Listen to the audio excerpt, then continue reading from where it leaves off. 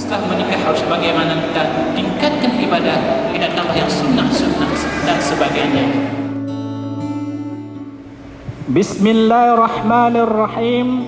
Saudara Muriza bin Razali Abdullah, wakilah wali ulun tuan, lom penikah Putri Yuniar binti Zulkifli Kegata dengan jilame leblah mayam tunai. Lon terima nikah Putri Yuniar binti Zulkifli ke ulun tuan dengan jilame leblah mayam tunai.